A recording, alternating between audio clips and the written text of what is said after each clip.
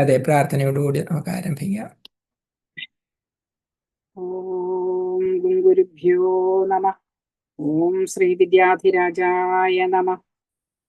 തീർത്ഥം പാപഹരം പവിത്രം അറിവിൻ സാരസ്വതം സാഗരം സാർത്ഥം നിഷ്കളമാത്മബോധം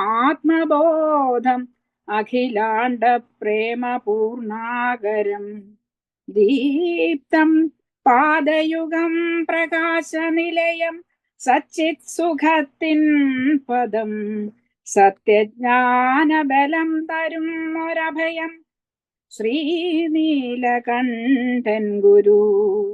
സത്യജ്ഞാനബലം തരും ഒരഭയം ശ്രീനീലകണ്ഠൻ ഗുരു. നരരൂപം ധരിച്ചൊരു പരമാത്മസ്വരൂപനാം നാരായണ ഗുരുത്തംസം സാഷ്ടാംഗം പ്രണമിച്ചിടാം. പ്രീതിക്കാളാകിലോരാതഖില മഹിമയും ഭൂതിയും നൽകുമേതോ ചൈതന്യം പൂണ്ടും അപ്രീതിയിൽ അപജയമുണ്ടാക്കിയും നിൽക്കയാലേ ഏതിനും മൂലമല്ലോ ഗുരുകൃപയതിനാൽ ഭുക്തിയും മുക്തിയും മേൽ സാധിപ്പാനോർത്ത് നാരായണ ഗുരുചരണം സന്തതം ഞാൻ തൊഴുന്നേൻ. ഭുക്തിയും മുക്തിയും മേൽ സാധിപ്പാനോർത്ത് നാരായണ ഗുരുചരണം സന്തതം ഞാൻ തൊഴുന്നേൻ. ഓം ഗുരുഭ്യോ നമഃ. അറിവിന്റെ രണ്ടാമത്തെ ശ്ലോകമാണല്ലോ നമ്മൾ ഇന്ന്, പദ്യമാണ് നമ്മൾ ഇന്ന് ആരംഭിക്കേണ്ടത്. അതുകൂടെ ഒന്ന് ട്രൈ ചെയ്ത് നോക്കുന്നോ രാധേ? രണ്ടാമത്തെ ശ്ലോകല്ലേ? അറിവില്ലെന്നാലില്ലീ അറിയപ്പെടുമെന്നതുണ്ടിതെന്നാലും അറിവൊന്നില്ലെന്നാലീ അറിഞ്ഞിടാം. അറിവില്ലെന്നാലില്ലീ അറിയപ്പെടുമെന്നതുണ്ടിതെന്നാലും അറിവൊന്നില്ലെന്നാലീ അറിഞ്ഞിടാം. അത്രേ പറ്റുള്ളൂ കേട്ടോ. ശരിയായ രീതിയിൽ അത് അന്വയിച്ച് മനസ്സിലാക്കിയിരുന്നാലേ അതിൻ്റെ അർത്ഥം കിട്ടുകയുള്ളൂ. നമുക്ക് അതിനായിട്ട് ഡോക്ടർ സുരേഷ് കുമാർ നമ്മുടെ കൂടെ ഉണ്ട്. അദ്ദേഹം നമുക്കത് മനസ്സിലാക്കി തരും. അഗജാനന പത്മാർക്കം ഗജാനനമഹർനിശം അനേകദം തം ഭക്താനാം ഏകദന്തമുപാസ്മഹി.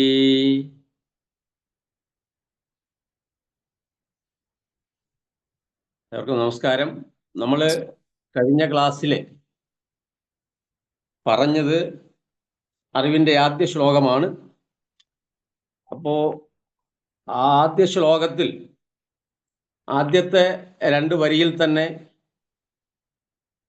അറിവിൻ്റെ തത്വം എന്താണെന്ന് ഗുരു പ്രസ്താവിക്കുകയുണ്ടായി. അറിയപ്പെടുമിത് വേറല്ല, അറിവായിടും തിരഞ്ഞിടും നേരം. സൂക്ഷ്മം അന്വേഷിക്കുമ്പോൾ നാം ഇതം എന്ന് അറിയപ്പെടുന്നതായ ഈ പ്രപഞ്ചമാകെ അറിവായിത്തീരും. അല്ല, അറിവല്ലാതെ മറ്റൊന്നുമല്ല എന്ന് മനസ്സിലാക്കാം എന്നാണ് പറഞ്ഞത്. അതിന് എൻ്റെ ഹേതു ആയിരിക്കുന്ന കാര്യമാണ് അറിവിതിലൊന്നായതുകൊണ്ട് അറിവല്ലാതെങ്ങുമില്ല വേറൊന്നും. അറിയുന്നവൻ്റെ അറിവും അറിയപ്പെടുന്ന വസ്തുരൂപത്തിലിരിക്കുന്ന അറിവും ഒന്നു തന്നെയായതുകൊണ്ട്, അതായത് ജ്ഞാതാവായിരിക്കുന്ന വ്യക്തിയുടെ അറിയുന്നയാളിൻ്റെ ഉള്ളിലിരിക്കുന്ന അറിവും അറിയപ്പെടുന്നതായ ഘടപടാതി രൂപത്തിലിരിക്കുന്നതായ അറിവും ഒന്നു തന്നെയായതുകൊണ്ട് ഒരൊറ്റ അറിവല്ലാതെ വേറൊരു സത്യം എങ്ങുമില്ല, എവിടെയും ഇരിക്കുന്നില്ല, ഒരിക്കലും ഉണ്ടാകുന്നില്ല എന്നാണ് പറഞ്ഞതിൻ്റെ സാരം. അപ്പോൾ ഇതെടുത്തപ്പോൾ കുറച്ചുകൂടി ഒരു നിർദ്ധാരണം ആവശ്യമാണെന്ന് ഞാൻ വീഡിയോ ഓഫ് ചെയ്തോട്ടെ സാറേ.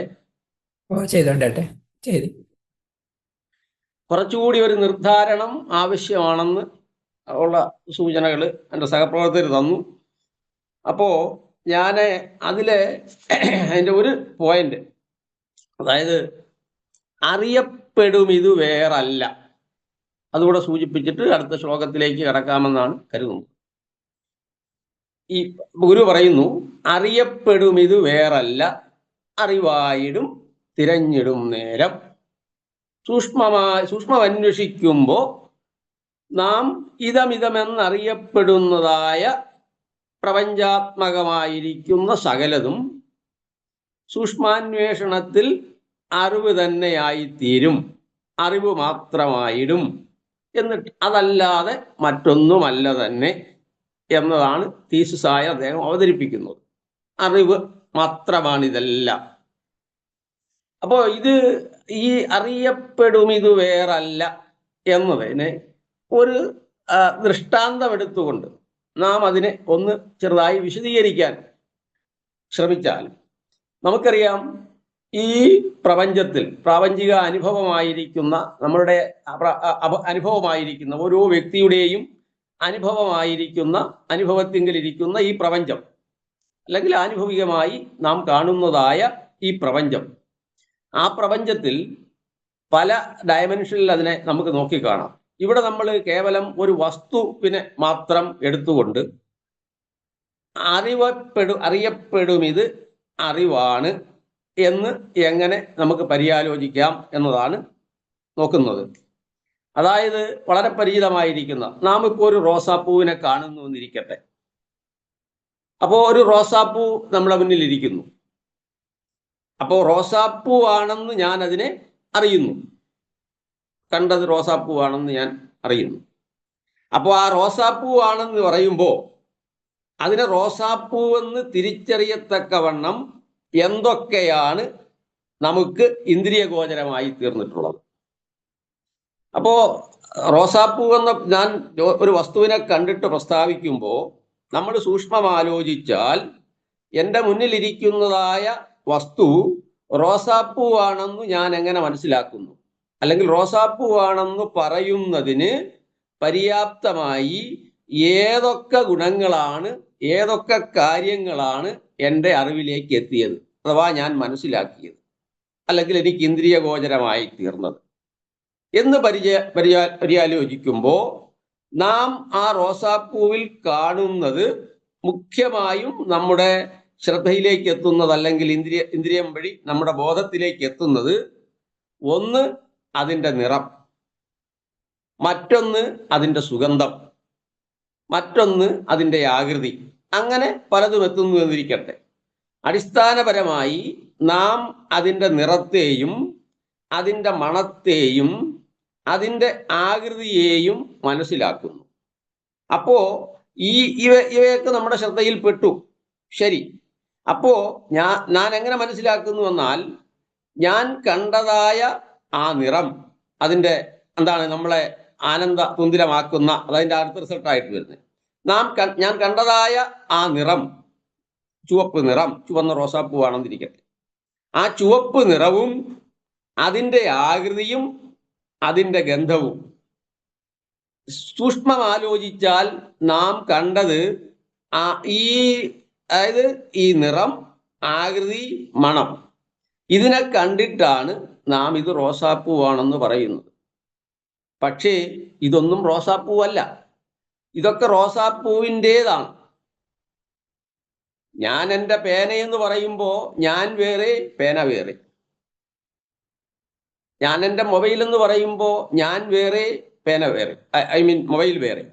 അതുപോലെ നമ്മൾ ഈ കണ്ടതായിരിക്കുന്ന അനുഭവിച്ചതായ സുഗന്ധവും, നമ്മുടെ ഘ്രാണേന്ദ്രിയത്തിലൂടെ അനുഭവിച്ചതായ സുഗന്ധവും, കണ്ടതായ നിറവും, കണ്ടതായ ആകൃതിയും ഒക്കെ തന്നെ റോസാപ്പൂവിൻ്റേതാണ്, റോസാപ്പൂവല്ല.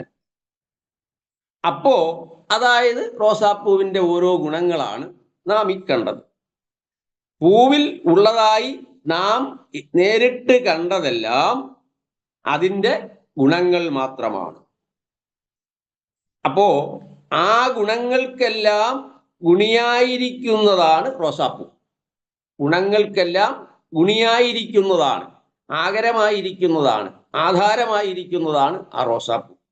അതായത് മറ്റൊരു തരത്തിൽ പറഞ്ഞാൽ ഇവയൊക്കെ റോസാപ്പൂവിൻ്റെ ധർമ്മങ്ങളാണ്. ധർമ്മിയായിരിക്കുന്ന റോസാപ്പൂവിനെ ധർമ്മിയായിരിക്കുന്ന റോസാപ്പൂവിൻ്റെ ധർമ്മങ്ങളാണ് അഥവാ ഗുണങ്ങളാണ് ഈ കണ്ടതായ നിറവും മണവും ആകൃതിയും ഒക്കെ തന്നെ.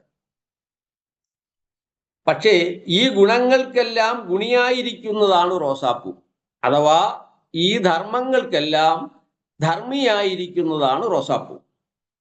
ആ ഗുണിയായിരിക്കുന്ന അല്ലെങ്കിൽ ധർമ്മിയായിരിക്കുന്ന ആ റോസാപ്പൂവിനെ നാം നേരിട്ട് കണ്ടിട്ടില്ല, നേരിട്ട് കാണുന്നില്ല. ഗുണങ്ങളെ മാത്രം കണ്ടിട്ട് അപ്പോൾ കണ്ടതായി നാം അനുഭവിച്ചതായ റോസാപ്പൂവ്, അതായത് റോസാപ്പൂവിനെയാണ് നാം കണ്ടതെന്ന് കരുതുന്നു. അപ്പൊ ചോദ്യം ഇതാണ്, നാം കണ്ടതായ ആ റോസാപ്പൂ എന്ന് നാം വ്യവഹരിക്കുകയാണ്. എന്നുവെച്ചാൽ ഗുണങ്ങളെ കണ്ടിട്ട് ഗുണിയെ വ്യവഹരിക്കുകയാണ്. കേവലം ഗുണങ്ങളെ കണ്ടിട്ട്, കേവലം ധർമ്മങ്ങളെ കണ്ടിട്ട് അത് ആ വസ്തുവാണെന്ന് പറയുന്നു, ഗുണിയായ വസ്തുവാണെന്ന് പറയുന്നു, അല്ലെങ്കിൽ ധർമ്മിയായ വസ്തുവാണെന്ന് പറയുന്നു. അത് റോസാപ്പൂവാണെന്ന് വെച്ചാൽ കേവലം റോസാപ്പൂവിന്റെ ഗുണങ്ങളെ കണ്ടിട്ട് അത് റോസാപ്പൂവാണെന്ന് പറയുന്നു. പക്ഷെ റോസാപ്പൂ ഉണ്ടോ അവിടെ? ഇല്ല. അപ്പൊ ചോദ്യം ഇതാണ്, ആ കണ്ടതായ റോസാപ്പൂ അല്ലെങ്കിൽ ഞാൻ വ്യവഹരിച്ചതായ റോസാപ്പൂ അല്ലെങ്കിൽ ഞാൻ കണ്ടതായി അവിടെ അനുഭവിച്ചതായ റോസാപ്പൂ എവിടെയാണ് ഇരിക്കുന്നത്, എവിടെയാണ് സ്ഥിതി ചെയ്യുന്നത്? അപ്പോൾ വെളിയിലാണോ നമ്മുടെ മനസ്സിലാണോ? ഞാനിപ്പോ റോസാപ്പൂവിന്റെ ഗുണങ്ങളെ കണ്ടിട്ട് അത് റോസാപ്പൂവാണെന്ന്, ഇത് റോസാപ്പൂവാണെന്ന് പറയുമ്പോൾ ഞാൻ കാണാത്തതായ ഗുണിയെക്കുറിച്ച് ആണ് പറയുന്നത്. ഒരിക്കലും വെളിയിൽ കാണാത്തതായ ഗുണിയെക്കുറിച്ചാണ്, ധർമ്മിയെക്കുറിച്ചാണ് വ്യവഹരിക്കുന്നത്, ഇത് റോസാപ്പൂവാണ്.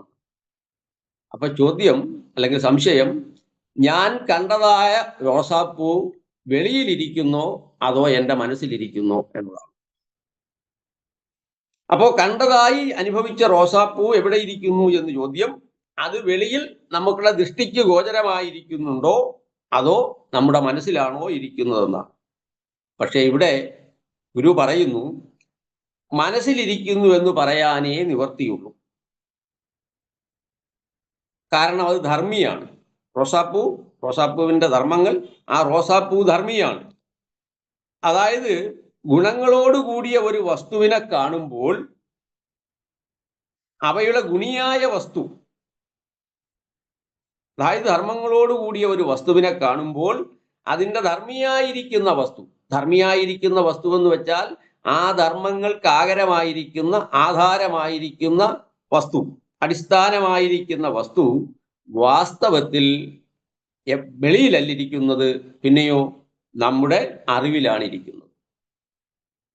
ഗുണങ്ങൾ പുറത്ത് കാണുന്നു എന്ന് നാം വ്യവഹരിക്കുമ്പോൾ ഗുണിയായ വസ്തു നമ്മുടെ ഉള്ളിലിരിക്കുന്നു. ആ ഉള്ളിലിരിക്കുന്ന വസ്തുവിനെയാണ് നാം പുറത്ത് അറിയുന്നത്. അതായത് ഇതിന് ഉപോത്ബലകമായി വളരെ കൃത്യമായി ശ്രീനാരായണ ഗുരു പറയുന്നുണ്ട്, നാം ഒരു വസ്തുവിനെ കാണുന്നു, ധർമ്മിയെ കാണുമ്പോൾ നാം അറിയുന്നത് സത്യത്തിൽ ധർമ്മങ്ങളെ മാത്രമാണ്.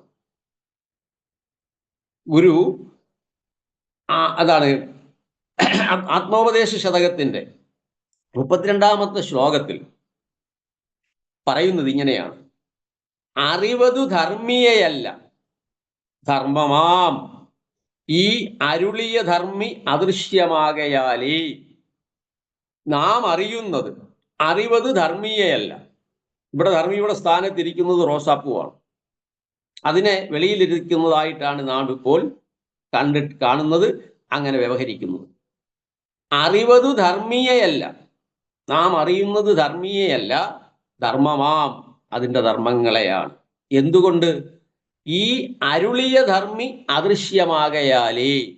നാം ഇപ്പൊ ഇവിടെ വ്യവഹരിച്ചതായ ധർമ്മി അദൃശ്യമാണ്, കണ്ടുവെന്ന് വ്യവഹരിച്ചതായ ധർമ്മി അദൃശ്യമാണ്, കാണാൻ യോഗ്യമായിട്ടുള്ളതല്ല, പുറത്ത് കാണാൻ യോഗ്യമാർന്നതല്ല, പുറത്ത് കാണുന്നതല്ല എന്നർത്ഥം. ധർമ്മി അദൃശ്യമാകയാൽ അറിയുന്നത് ധർമ്മിയെ അല്ല ധർമ്മത്തെയാണ് എന്ന് കൃത്യമായും ഗുരു പറയുന്നു. പക്ഷെ ഇവിടെ നാം വ്യവഹരിച്ചിരിക്കുന്നത് ഞാനിതാ റോസാപ്പൂ കാണുന്നു എന്നാണ്. പക്ഷെ റോസാപ്പൂവിനെ കാണുന്നില്ല, റോസാപ്പൂവിന്റെ ധർമ്മങ്ങളെ മാത്രമേ കാണുന്നതായിട്ട് നാം അറിയുന്നു. അതായത് റോസാപ്പൂവിന്റെ ധർമ്മങ്ങളെ മാത്രമേ കാണുന്നുള്ളൂ. പക്ഷേ നാം ധർമ്മിയായ റോസാപ്പൂവിനെ കാണുന്നു എന്ന തരത്തിലാണ് വ്യവഹാരം. അപ്പോൾ നമ്മൾ കണ്ടതായി അനുഭവിച്ച റോസാപ്പൂവ് എവിടെ ഇരിക്കുന്നു എന്ന ചോദ്യം ഉയരുമ്പോൾ വെളിയിൽ ദൃഷ്ടിഗോചരമായിരിക്കുന്നോ അതോ മനസ്സിലിരിക്കുന്നോ എന്ന തരത്തിൽ ചിന്തിക്കുമ്പോൾ മനസ്സിലിരിക്കുന്നു എന്ന് പറയാനേ നിവൃത്തിയുള്ളൂ. ഗുണങ്ങളോടുകൂടിയ ഒരു വസ്തുവിനെ കാണുമ്പോൾ അവയുടെ ഗുണിയായ വസ്തു വാസ്തവത്തിൽ എവിടെ ഇരിക്കുന്നു? നമ്മുടെ അറിവിലിരിക്കുന്നു എന്നർത്ഥം. ഇപ്പൊ സ്വാഭാവികമായും അടുത്ത ചോദ്യം ഉയരാം. ഗുണിയായ വസ്തു എന്ന്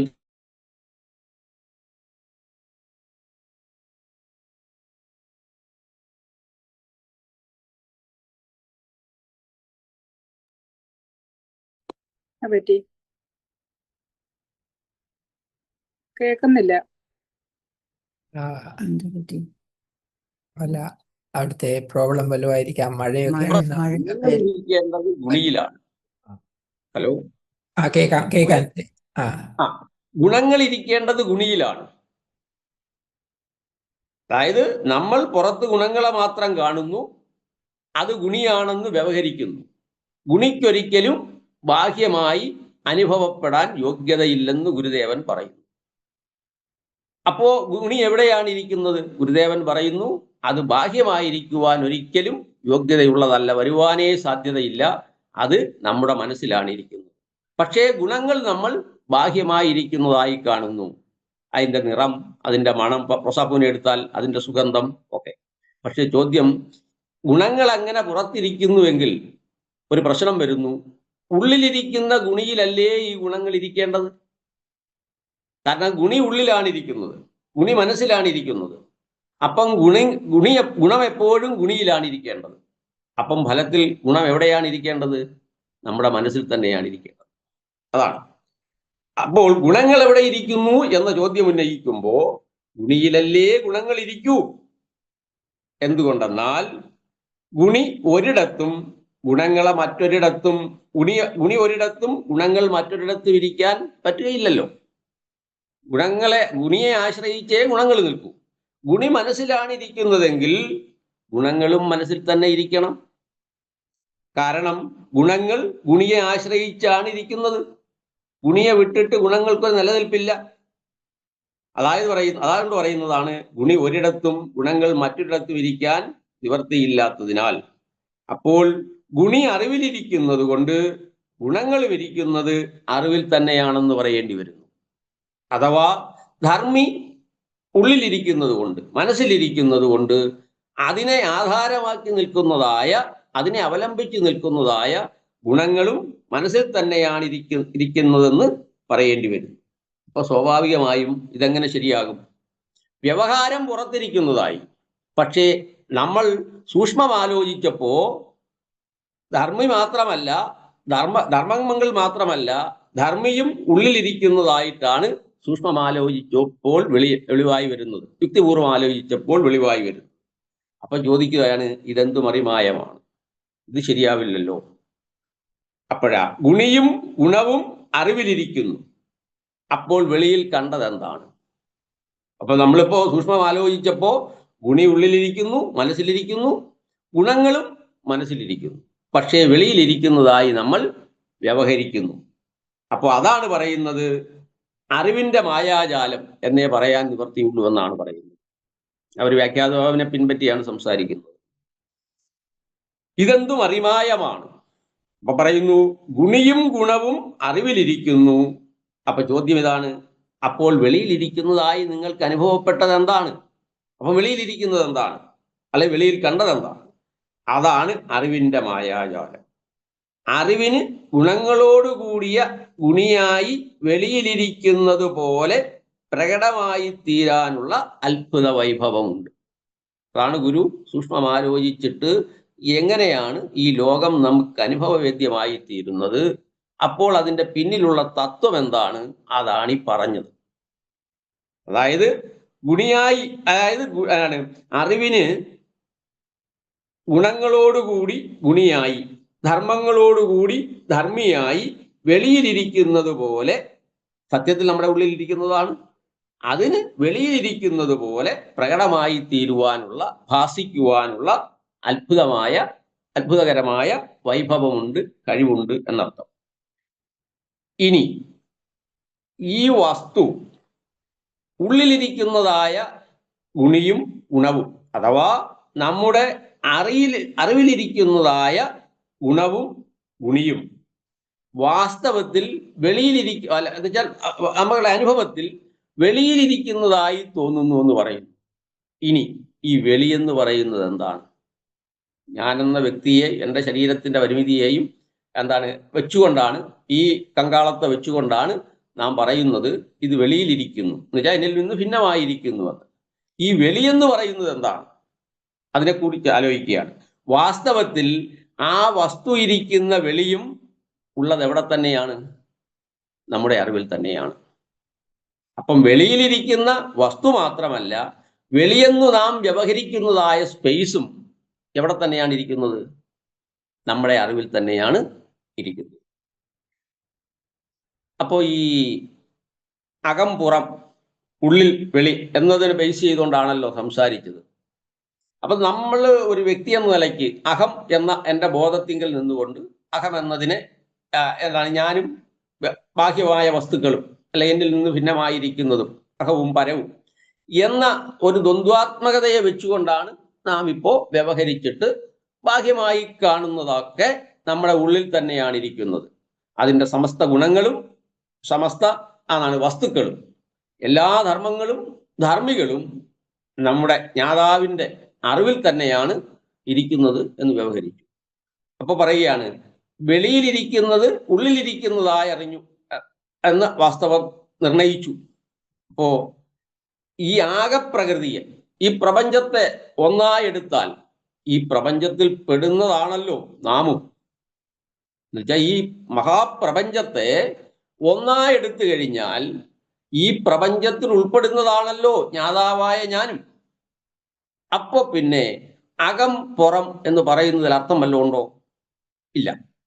അതുകൊണ്ട് പറയുന്നു, ആകെപ്രകൃതിയെ നോക്കിയാൽ ഈ പ്രപഞ്ചത്തിനെ അതിൻ്റെ സമസ്ത പൊട്ടൻഷിയോടും അല്ലെങ്കിൽ സമസ്ത സാധ്യതകളോടും ഈ പ്രപഞ്ചത്തെ ആകെ ഒന്നായെടുത്താൽ, ആകെപ്രകൃതിയെ നോക്കിയാൽ അതിനകവുമില്ല പുറവുമില്ല. പിന്നെ അങ്ങനെ ഇരിക്കുന്നതിൽ ഞാനെന്ന വ്യക്തിയെ അഹം ബോധത്തെ പുരസ്കരിച്ചുകൊണ്ടാണ് എനിക്ക് വെളിയിലിരിക്കുന്നത് എന്ന് ഞാൻ അറിയുന്നത്. അതിൻ്റെ തത്വമാണ് ഈ പറഞ്ഞത്.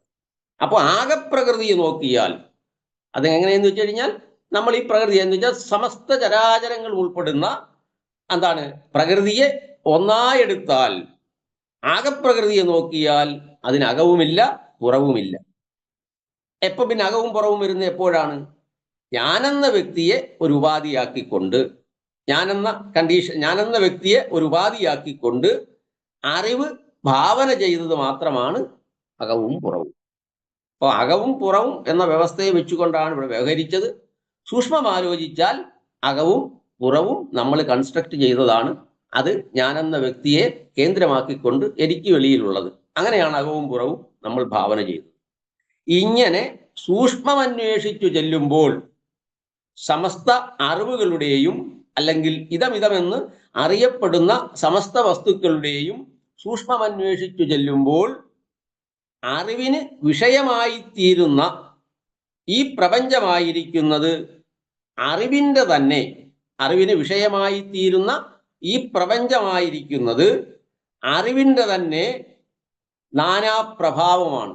അറിവിന് തന്നെ അത്തരത്തിൽ അറിയപ്പെടുന്നതായും അറിവായും മാറിത്തീരുവാനുള്ള അതിൻ്റെ പ്രാഭവത്തിൻ്റെ ഫലമാണ്, അല്ലാതെ മറ്റൊന്നുമല്ല എന്ന് നമ്മൾ മനസ്സിലാക്കുന്നു. ഈ കാര്യങ്ങളെയൊക്കെ ഹൃദയത്തിൽ കണ്ടുകൊണ്ടാണ് ഗുരു ഇവിടെ പറയുന്നത് അറിയപ്പെടും ഇത് വേറല്ല, അറിവിൽ നിന്ന് വേറല്ല എന്നാണ് പറയുന്നത്. അപ്പൊ അറിയപ്പെടും ഇത് വേറല്ല, അറിവായിടും.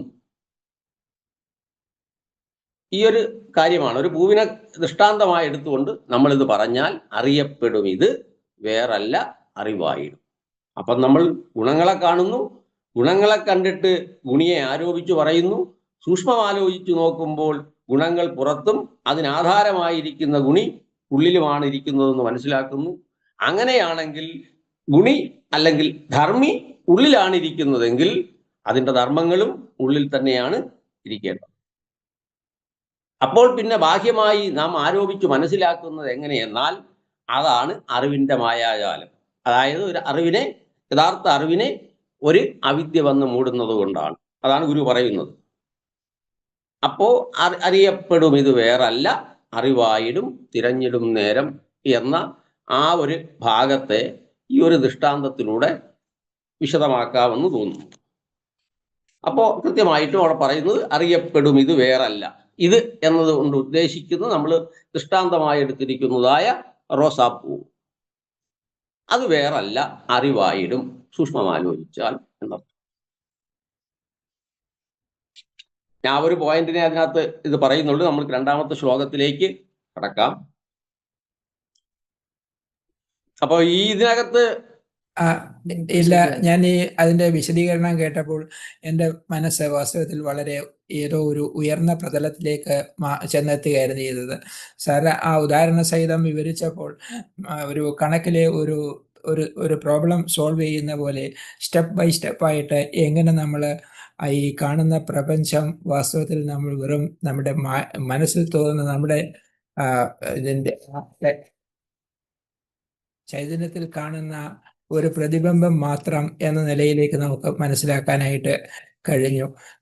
അതില്ല എങ്കിൽ ഈ ബാഹ്യമായിട്ട് കാണുന്ന ഈ ദൃശ്യപ്രപഞ്ചം മുഴുവനും നമ്മുടെ മനസ്സിൽ പ്രതിഫലിക്കുന്ന ഒരു പ്രതിഭാസം മാത്രമാണ് എന്നുള്ള ആ ഒരു പരമായ സത്യത്തിലേക്ക്, ആധ്യാത്മിക തലത്തിലേക്ക് നാം എത്തിച്ചേരുകയാണ് ഉണ്ടായത്.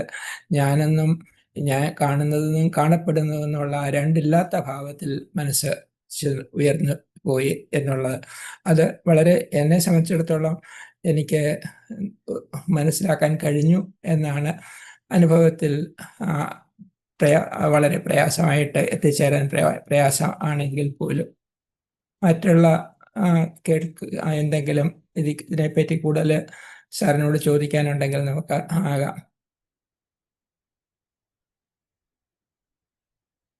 ഇല്ലെങ്കിൽ അടുത്ത ശ്ലോകത്തിലേക്ക് അപ്പോ താങ്ക് യു സാർ.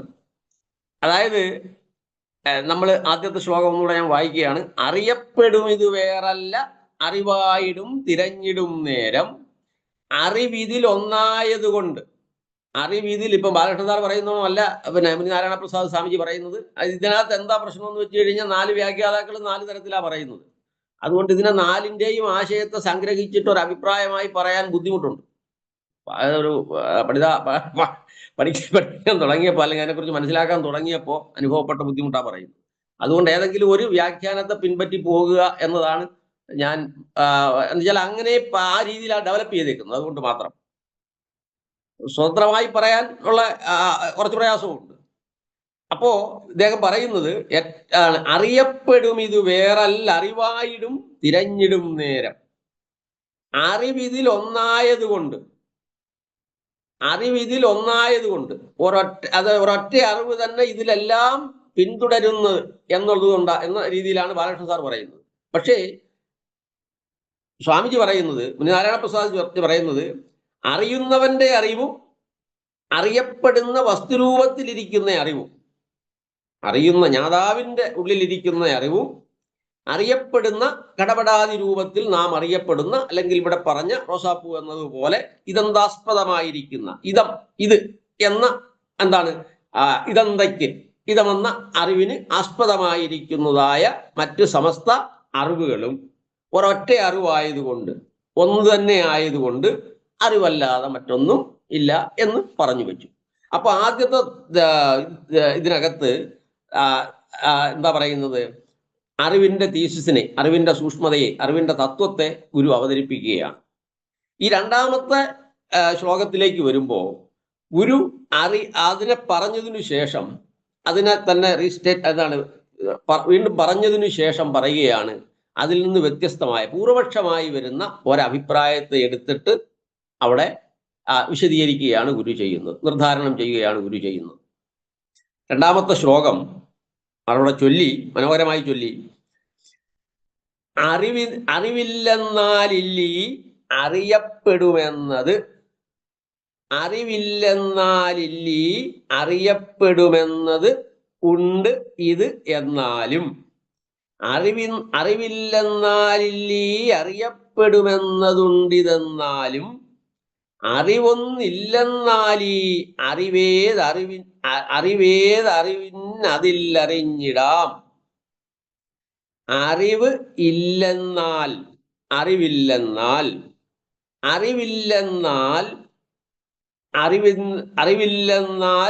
ഇല്ല ഈ, അറിവില്ലെന്നാൽ ഇല്ല ഈ അറിയപ്പെടുമെന്നത്, അറിവില്ലെന്നാലില്ലീ അറിയപ്പെടുമെന്നത്, അറിവ് ഇല്ലെന്നാൽ, അറിവില്ലെന്നാൽ ഇല്ല ഈ അറിയപ്പെടുമെന്നത്, അറിവില്ലെന്നാൽ ഈ അറിയപ്പെടുമെന്നത് ഇല്ല, അറിവില്ലെന്നാൽ ഈ അറിയപ്പെടുമെന്നത് ഇല്ല.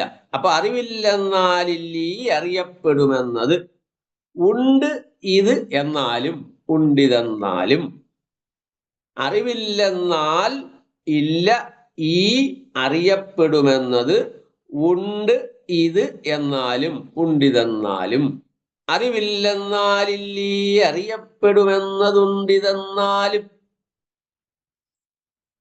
അറിവൊന്ന് ഇല്ലെന്നാൽ, മൂന്നാമത്തെ വരി പറയുമ്പോൾ അറിവൊന്നില്ലെന്നാൽ, അറിവൊന്നില്ലെന്നാൽ ഈ അറിവ് ഏതറിവിന്, അറിവൊന്നില്ലെന്നാൽ ഈ അറിവ് ഏതറിവിന്, അത് ഇല്ല അറിഞ്ഞിടാം.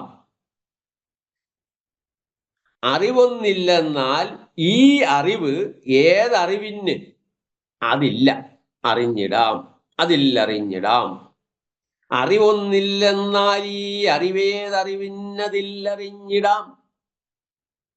അറിവൊന്നില്ലെന്നാൽ ഈ അറിവ് ഏതറിവിന്, അത് ഇല്ല അറിഞ്ഞിടാം, അതില്ലറിഞ്ഞിടാം. അറിവില്ലെന്നാലില്ലീ അറിയപ്പെടുമെന്നതുണ്ടിതെന്നാലും, അറിവൊന്നില്ലെന്നാൽ ഈ അറിവേതറിവിന്നതില്ലറിഞ്ഞിടാം. ഈ അറിവ് ഏതറിവിന്, അത് ഇല്ല, അതില്ല അറിഞ്ഞിടാം, അതില്ലറിഞ്ഞിടാം. അറിവില്ലെന്നാലില്ലീ അറിയപ്പെടുമെന്നതുണ്ടിതെന്നാലും, അറിവൊന്നില്ലെന്നാൽ ഈ അറിവേതറിവിന്നതില്ലറിഞ്ഞിടാം. അതായത് അറിവില്ലെന്നാൽ, തൊട്ടു മുമ്പ് പറഞ്ഞത് സകലതും അറിവ് തന്നെയാണ്, ഇതന്താസ്പദമായിരിക്കുന്ന സകലതും സൂക്ഷ്മമാലോചിക്കുമ്പോൾ അറിവ് തന്നെയാണ് എന്നാണ് പറഞ്ഞത്. അറിവില്ലെന്നാൽ ശരി, അപ്പൊ അടുത്ത സ്റ്റെപ്പിലേക്ക് ഒരു സ്റ്റെപ്പ് മുന്നോട്ട് ഗുരു പറയുന്നു. ആദ്യമേ പറഞ്ഞു അറിയപ്പെടുന്നതെല്ലാം അറിവാണ് എന്ന് പറഞ്ഞു. ഇനി അറിവില്ലെന്നാൽ, അറിവ് ഇല്ലെന്നു വരികിൽ ഈ അറിയപ്പെടുമെന്നത് ഇല്ല, അറിയപ്പെടുന്നതും ഇല്ല. അപ്പൊ അറിവില്ലെന്നു വരികിൽ അറിയപ്പെടുന്നതുമില്ല. നേരത്തെ ഗുരു പറഞ്ഞത് അറിയപ്പെടുന്നതെല്ലാം സൂക്ഷ്മമാലോചിക്കുമ്പോൾ അറിവാണെന്നാണ് പറഞ്ഞത്. ശരി, അറിവില്ലെന്നിരിക്കട്ടെ, അറിവില്ല, ഒന്നൊന്നില്ല. അറിവില്ലെന്നാൽ, അറിവ് ഇല്ലെന്നു വരികിൽ ഈ അറിയപ്പെടുന്നതും ഇല്ല. അപ്പോ അതിൻ്റെ പ്രതിപക്ഷം പറയുകയാണ്, അതിൻ്റെ പൂർവപക്ഷം പറയുകയാണ്. എന്താണ്? അതുണ്ട്, അല്ലെങ്കിൽ ഉണ്ട് ഇത് എന്നാലും, എന്നുവെച്ചാൽ ഇത് ഉണ്ട് എന്നാലും, ഉണ്ട് ഇത് എന്നാലും, അറിവില്ലെന്നാലില്ലീ അറിയപ്പെടുമെന്നത്, ഉണ്ട് ഇത് എന്നാലും എന്ന് വെച്ചാൽ അറിവില്ലാതെ തന്നെ അറിയപ്പെടുന്നത് സ്വന്തം നിലയിൽ, ആരെ അവലംബിക്കാതെ? അറിവിനെ അവലംബിക്കാതെ. അറിവില്ലാതെ തന്നെ അറിയപ്പെടുമെന്നത് സ്വന്തം നിലയിൽ ഉള്ളതാണെന്ന് സങ്കല്പിച്ചാലും. അതായത് നേരത്തെ പറഞ്ഞത് അറിയപ്പെടുന്നത് മുഴുവൻ സൂക്ഷ്മമാലോചിക്കുമ്പോൾ അറിവാണ്. അതായത് ഇതം ഇതം എന്ന് നിങ്ങൾ പറയുന്നതൊക്കെ തന്നെ സ്വയം ഉണ്മയില്ലാത്തതാണ്. അതിൻ്റെ ഉണ്മ എന്ന് പറയുന്നത് സ്വപ്രകാശാത്മകമായിരിക്കുന്ന സ്വയം ഉണ്മയുള്ളതായ അറിവിലാണ് നിൽക്കുന്നത്. അത് സൂക്ഷ്മമാലോചിക്കുമ്പം അറിവാണെന്നാണ് പറഞ്ഞത്. അപ്പോ ഗുരു പറയുന്നു, ശരി, അറിവില്ലെന്ന് വരട്ടെ. അറിവില്ല എന്ന് വന്നാൽ ഈ അറിയപ്പെടുമെന്നതും ഇല്ല. അപ്പോ അതിൻ്റെ പൂർവപക്ഷമായി ഉന്നയിക്കുകയാണ്, അങ്ങനല്ല, അറിവില്ലാതെ തന്നെ അറിയപ്പെടുന്നതായ ഈ പ്രപഞ്ചം മുഴുവൻ അത് സ്വന്തം നിലയിലുള്ളതാണ്. അറിവിനെ അവലംബിച്ചല്ല നിൽക്കുന്നത്, അറിവിലല്ല നിൽക്കുന്നത്, അറിയപ്പെടുന്നുണ്ടോ എന്നറിഞ്ഞല്ല നിൽക്കുന്നത്. ഞാനത് വിശദമായിട്ട് പിന്നെ പറയാം. ഞാൻ അപ്പോൾ അതിലേക്ക് അത് മാത്രം പറഞ്ഞു പോകും. അപ്പം സ്വന്തം നിലയിലുള്ളതാണെന്ന് സങ്കല്പിച്ചാലും അറിവൊന്നില്ലെന്നാൽ, അറിഞ്ഞുകൊണ്ടിരിക്കുന്ന അറിവ് എന്നൊന്നില്ലെങ്കിൽ, നമ്മളിതിനെ അറിഞ്ഞുകൊണ്ടിരിക്കുമ്പോഴാണല്ലോ നാം അറിയുന്നത്. അപ്പോ അറിവൊന്നില്ലെന്നാൽ, അറിഞ്ഞുകൊണ്ടിരിക്കുന്ന അറിവ് എന്നൊന്ന് ഇല്ലെങ്കിൽ, സ്വന്തം നിലയിൽ നിൽക്കുന്നല്ലേ പറഞ്ഞത്. ഈ സ്വന്തം നിലയിൽ നിൽക്കുന്നതെന്നൊരു അറിവാണല്ലോ. അപ്പൊ ഈ അറിവേതറിവിന്, അതായത് സ്വന്തം നിലയിൽ തന്നെ അതുണ്ടെന്നുള്ള അറിവ്, അതൊരറിവില്ലാതെ പറയാൻ പറ്റില്ല. ഈ അറിവേതറിവിന് എന്ന് വെച്ചാൽ ആ വസ്തു സ്വയം ഉണ്ടെന്നുള്ള അറിവ് ഏതറിവിനാണ് സംഭവിക്കുന്നത്? അറിവ് വേണ്ടേ? ഈ അറിവ് ഏതറിവിന്, അത് സ്വയം ഉണ്ടെന്നുള്ള അറിവ് ഏതറിവിനാണ് സംഭവിക്കുന്നത്? അറിവില്ല എങ്കിൽ അതില്ല. അറിവില്ലെങ്കിൽ അങ്ങനെയൊന്നും സംഭവിക്കുകയില്ല എന്ന് തീർച്ചയാണ്. അതില്ല, അറിഞ്ഞിടാം. അറിവില്ലെങ്കിൽ അങ്ങനെ ഒന്നും സംഭവിക്കുകയില്ല. കാരണം സ്വയം നിൽക്കുന്നു എന്നൊന്ന് അറിയണ്ടേ? അവിടെ പ്രശ്നം. സ്വയം നിൽക്കുന്നു എന്ന് അറിയണ്ടേ?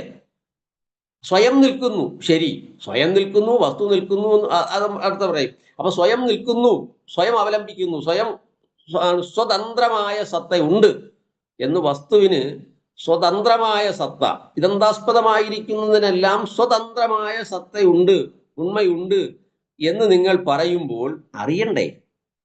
അതേതറിവിലാണ്? അപ്പൊ അറിവ് വേണമല്ലോ. അതാണ് പറയുന്നതിൻ്റെ. അതായത് അറിവില്ലെന്ന് വന്നാൽ അറിയപ്പെടുന്നതും ഇല്ല തന്നെ. അറിവില്ലെന്നാലില്ലീ അറിയപ്പെടുമെന്നത്. അറിവ് ഇല്ലെന്ന് വന്നാൽ അറിയപ്പെടുന്നതും ഇല്ല തന്നെ. അറിവില്ലാതെ തന്നെ, അടുത്ത അതിന് കൗണ്ടറായ അഭിപ്രായം പറയുകയാണ്, ഉന്നയിക്കുകയാണ്. അറിവില്ലാതെ തന്നെ അത് ഉണ്ട് ഇതെന്നാലും, അതായത് അറിവില്ലാതെ തന്നെ അറിയപ്പെടുന്നതിന് സ്വന്തമായ ഉണ്മ ഉണ്ടെന്നിരിക്കട്ടെ, അല്ലെങ്കിൽ അങ്ങനെ പറയുന്നുവെങ്കിൽ അത്തരത്തിൽ അതുള്ളതാണെന്നത് ഒരറിവാണല്ലോ. അപ്പം അറിവ് ഇല്ലെന്നു വന്നാൽ അറിയപ്പെടുന്നതും ഇല്ല തന്നെ. അത് നേരത്തെ പറഞ്ഞതിൻ്റെ എക്സ്റ്റൻഷനായിട്ടാണ് പറയുന്നത്. അതായത് അറിയപ്പെടുമെന്നത് അറിവാണെന്ന് പറഞ്ഞു, സൂക്ഷ്മമായി അറിവാണെന്ന് പറഞ്ഞു. അപ്പൊ അറിവില്ലെങ്കിലോ? അതാ പറയുന്നത്. അറിവില്ലെന്ന് വന്നാൽ അറിയപ്പെടുന്നതും ഇല്ല തന്നെ. അറിവില്ലാതെ തന്നെ അറിയപ്പെടുന്നതിന് സ്വന്തമായ ഉണ്മ ഉണ്ടെന്നിരിക്കട്ടെ, അത് ഉണ്ട് ഉണ്ടിതെന്നാലും, അതായത് സ്വയം എന്താണ്, ഈ പ്രാപഞ്ചിക വസ്തുക്കൾ മുഴുവൻ അറിവിനെ അവലംബിക്കാതെ സ്വയം ഉണ്മയിൽ, സ്വന്തം ഉണ്മയിൽ നിലനിൽക്കുന്നു എന്നിരിക്കട്ടെ. അങ്ങനെ നിലനിൽക്കുന്നുവെങ്കിൽ അതറിയണ്ടേ? അത്തരത്തിൽ അതുള്ളതാണെന്നത് ഒരറിവാണല്ലോ. ഏത് ബോധത്തിനാണ് ആ അറിവുണ്ടായിരിക്കുന്നത്? കാരണം ജ്ഞാതാവും വേണം, ആ അറിവ് ഒരാൾക്കുണ്ടാകട്ടെ. അപ്പൊ ഏത് ബോധത്തിനാണ് ആ അറിവുണ്ടായിരിക്കുന്നത്? അങ്ങനെ ഒരു ബോധമില്ലാതെ അങ്ങനെ ഒരറിവ് സംഭവിക്കുകയേയില്ല എന്ന് തീർച്ചയാണ്.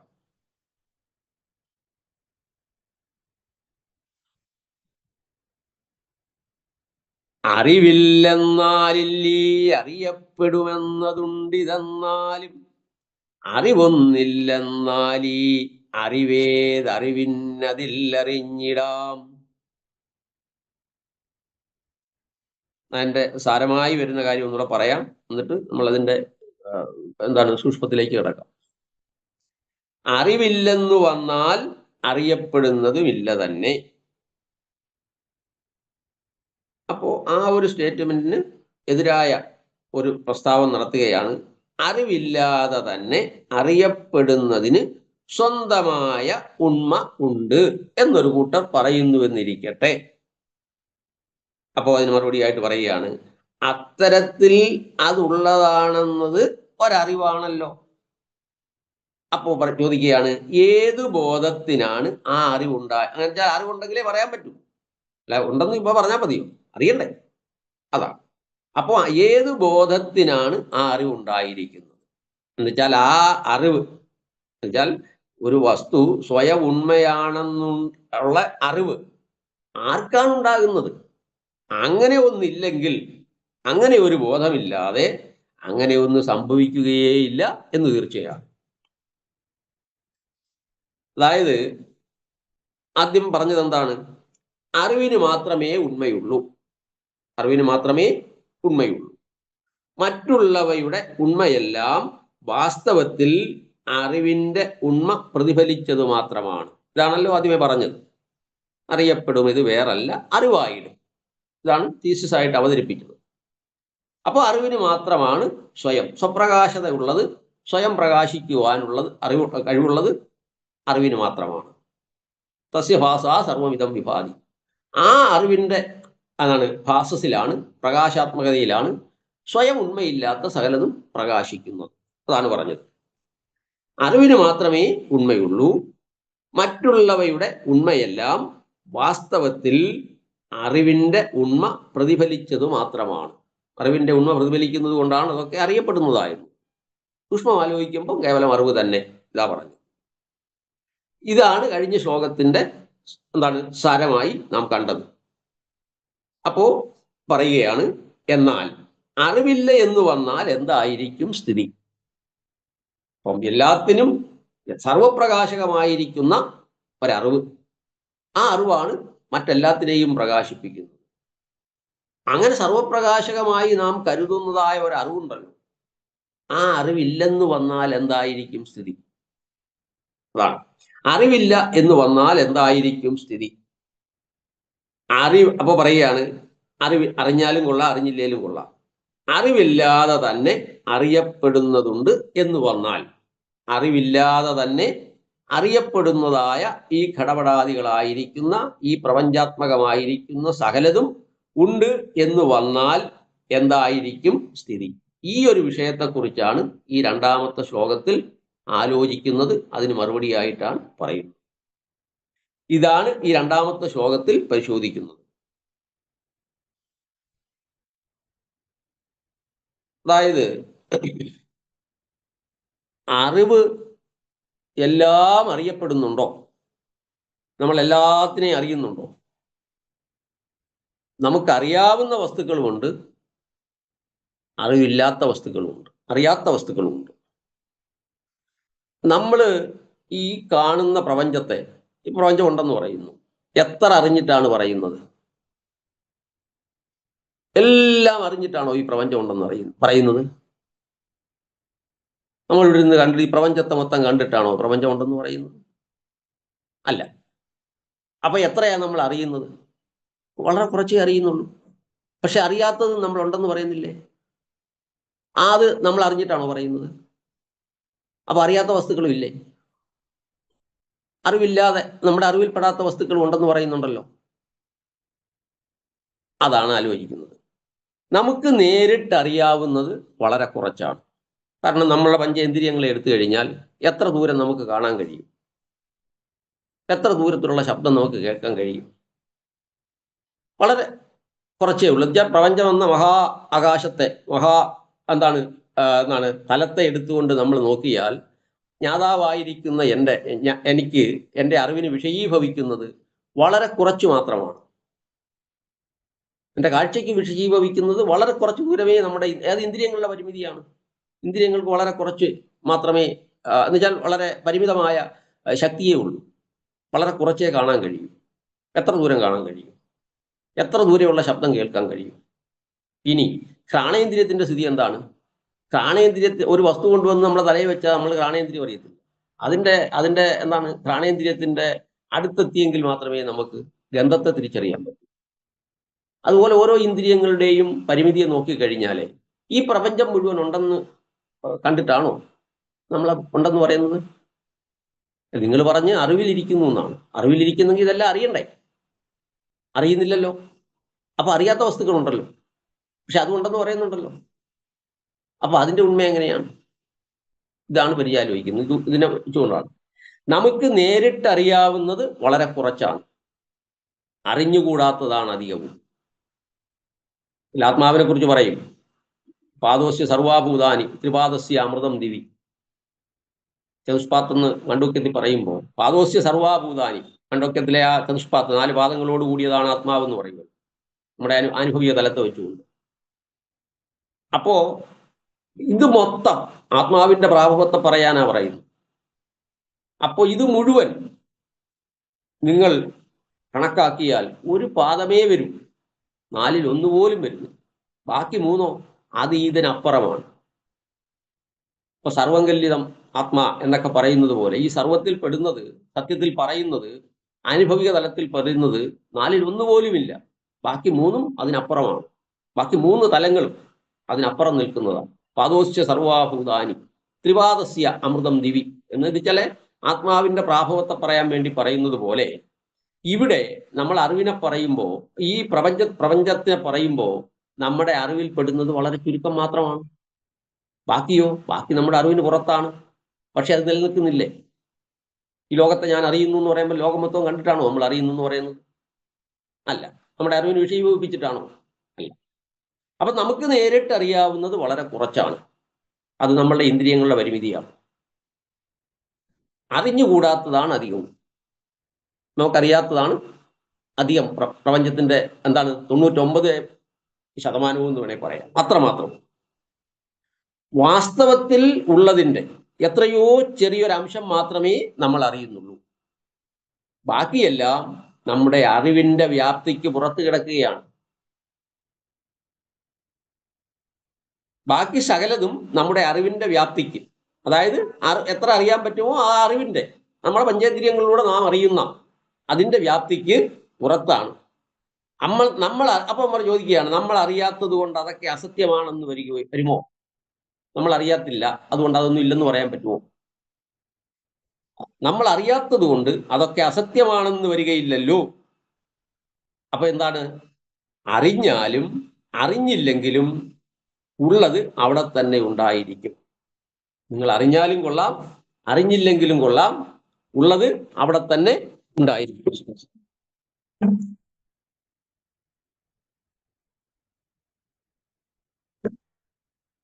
അപ്പോ ഈ പ്രപഞ്ചം ഇതെന്താ? നമ്മുടെ അറിവിനെ ആശ്രയിച്ചല്ല നിൽക്കുന്നത്. അറിവിനെ ആശ്രയിച്ച് നിൽക്കുന്നുവെങ്കിൽ എല്ലാം അറിഞ്ഞിട്ട് പറയണം.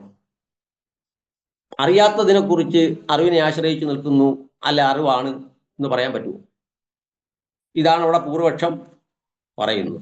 അതായത് കണ്ടും കേട്ടും മണത്തും തൊട്ടും രസിച്ചും പഞ്ചേന്ദ്രിയങ്ങൾ നമ്മുടെ കണ്ണുകൊണ്ട് കാണുന്നു, കാതുകൊണ്ട് കേൾക്കുന്നു, ഘ്രാണേന്ദ്രിയം കൊണ്ട് മണക്കുന്നു, സ്പർശനേന്ദ്രിയം കൊണ്ട് തൊടുന്നു, രസനയും കൊണ്ട് രസിക്കുന്നു.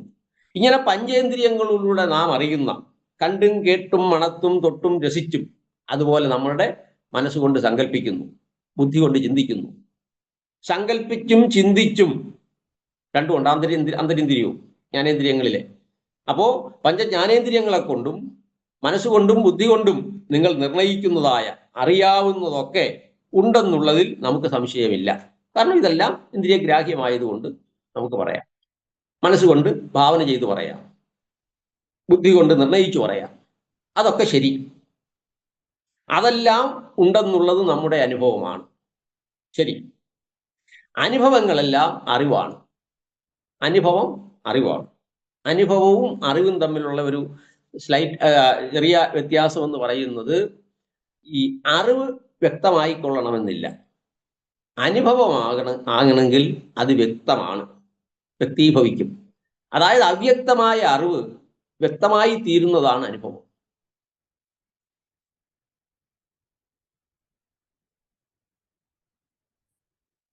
അനുഭവങ്ങളെല്ലാം അറിവാണ്.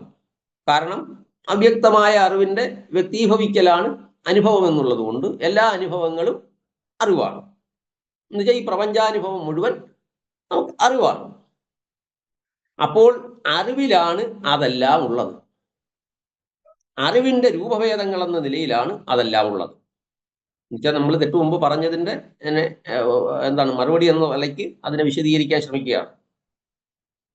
അതായത് നമ്മൾ പഞ്ചേന്ദ്രിയങ്ങളിലൂടെ അറിഞ്ഞതും മനസ്സുകൊണ്ട് സങ്കല്പിച്ചതും ചിന്തിച്ചും അറിയാവുന്നതൊക്കെ ഉണ്ട് എന്ന കാര്യത്തിൽ നമുക്ക് സംശയമില്ല. അതെല്ലാം ഉണ്ടെന്നുള്ളത് നമ്മുടെ അനുഭവമാണ്. ആ അനുഭവങ്ങളെല്ലാം അറിവാണ്. കാരണം എന്താന്ന് വെച്ചാൽ അറിവ് ഒരു പക്ഷേ അവ്യക്തമായിരിക്കുന്ന അറിവ് വ്യക്തമായി ഭവിക്കുന്നതാണ്. ജ്ഞാതാവിന് ഭവിക്കുമ്പോഴാണ് അത് അയാളുടെ അനുഭവമായി തീരുന്നത്. ചുരുക്കത്തിൽ അറിവിലാണ് അതെല്ലാം ഉള്ളത്. അറിവിന്റെ രൂപഭേദങ്ങൾ എന്ന നിലയിലാണ് അതെല്ലാം നിലകൊള്ളുന്നത്. ശരി, അപ്പോഴാണ് ചോദിക്കുന്നത്, അറിവിൽ ഇതുവരെ പെട്ടിട്ടില്ലാത്തതിന്റെ കാര്യം എന്താണ്? എന്തായാലും അങ്ങനെ ഉണ്ടല്ലോ, അതാണ് ആദ്യമേ പറഞ്ഞത്. എല്ലാം അറിഞ്ഞിട്ടല്ലല്ലോ നമ്മൾ ഉണ്ടെന്ന് പറയുന്നത്. അപ്പൊ അറിവിൽ പെട്ടിട്ടില്ലാത്ത കാര്യങ്ങൾ ഉണ്ടല്ലോ, ഈ പ്രപഞ്ചം ഉണ്ട്. അതല്ലെങ്കിൽ നമ്മൾ എങ്ങനെ എന്തല്ല നമ്മുടെ പഞ്ചേന്ദ്രിയങ്ങളുടെ പരിമിതി നമ്മൾ നേരത്തെ പറഞ്ഞു, താഴോട്ട് പറയും. അപ്പൊ പഞ്ചേന്ദ്രിയ വളരെ പരിമിതമാണ് നമ്മുടെ ഇന്ദ്രിയങ്ങളുടെ പ്രവർത്തന മേഖല. അതുപോലെ ഭാവനയ്ക്ക് ഒരു പരിധിയുണ്ട്. നമ്മൾ ഭാവന ചെയ്യണമെങ്കിൽ അതിന് ഓർമ്മയുടെ പശ്ചാത്തലം വേണം, സംസ്കാരത്തിന്റെ പശ്ചാത്തലം വേണം. ആ സംസ്കാരം ഉണ്ടാവണമെങ്കിൽ അറിവുണ്ടാവണം. അനുഭവം ആദിയിൽ ഇരിക്കുക അല്ലാതെ എന്ന് ഗുരു പറയും. അനുഭവം ആദിയിൽ ഉണ്ടാവണം, അതിനെ തുടർന്ന ബാക്കിയെല്ലാം വരുന്നത്. ഈവൻ ഭാവനയ്ക്ക് പോലും കണ്ടതിനെ കൂട്ടി ചേർത്താണ് നമ്മൾ ഭാവന ചെയ്യുന്നത്. അപ്പോൾ അനുഭവം ആദിയിൽ ഇരിക്കണം. ഭാവന എന്ന് പറയുന്നത് സംസ്കാരവുമായിട്ട് ബന്ധപ്പെട്ടതാണ്. സംസ്കാരം ഉണ്ടാവണമെങ്കിൽ അറിവുണ്ടാവണം, അല്ല പറ്റത്തില്ല. അതുപോലെ അതിനെയാണ് നിർണ്ണയിക്കുന്നത്. നിർണ്ണയിക്കുമ്പോൾ അതിനു മുമ്പ് നടന്ന പ്രക്രിയയെ ഉറപ്പിക്കുന്നത് ഒന്നേ ഉള്ളൂ. അത് സ്വന്തമായിട്ട് ഒന്നും ഉണ്ടാക്കുന്നതെന്ന് പറയാൻ പറ്റത്തില്ല.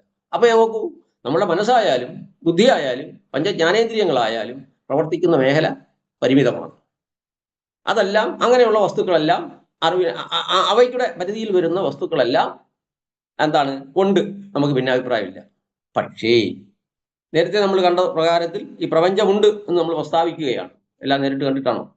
അല്ല.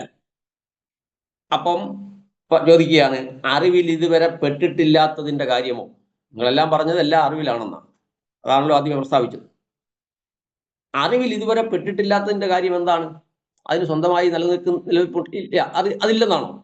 അതാണ്. അറിവിൽ ഇതുവരെ പെട്ടിട്ടില്ലാത്തതിന്റെ കാര്യം അതുമുള്ളത് അറിവിലാണോ? ഇതാണ് ചോദ്യം. നമ്മുടെ അറിവിൽ പെട്ടിട്ടില്ലാത്തതാണ് അധികം എന്ന് നമ്മൾ അറിയുന്നു. അത് നമ്മൾ ഈ പ്രപഞ്ചത്തെക്കുറിച്ച് പരിചിന്തനം ചെയ്തപ്പം നമുക്ക് മനസ്സിലായി. എല്ലാം അറിവിൽ പെട്ടിട്ടല്ല നാം വ്യവഹരിക്കുന്നത്. അപ്പൊ നമ്മളുടെ അറിവിൽ പെട്ടിട്ടില്ലാത്തതാണ് അധികം എന്ന് നമ്മൾ അറിയുന്നു. അപ്പോൾ അതെങ്ങനെയാണ്? അദ്ദേഹം പറയുന്നു, നോക്കൂ, അതൊന്നും വ്യക്തമായി മനസ്സിലാക്കിയിട്ടില്ല എന്ന് നമ്മൾ അറിയുന്നു. അതായത് നമ്മുടെ അറിവിൽ പെട്ടിട്ടില്ലാത്തതാണ് അധികമെന്ന് നമ്മൾ അറിയുന്നു എന്ന് പറയുമ്പോൾ അതൊന്നും വ്യക്തമായി മനസ്സിലാക്കിയിട്ടില്ല എന്നാണ് നമ്മൾ അറിയുന്നത്. ഒട്ടും ശൂന്യതയല്ല അതാ പറയാൻ പോകുന്നത്.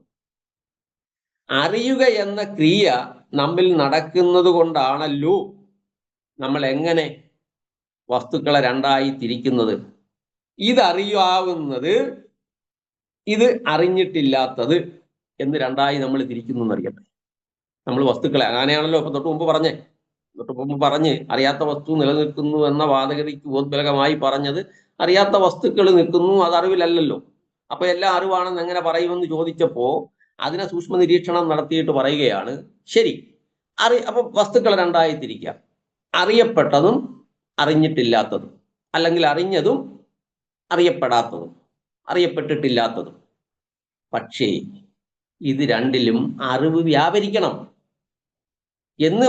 എന്നിട്ട് മാത്രമേ നിങ്ങൾക്ക് അറിഞ്ഞിട്ടുള്ളതെന്നും അറിഞ്ഞിട്ടില്ലാത്തതെന്നും വിച്ഛേദിച്ച് വ്യവഹരിക്കാൻ പറ്റൂ.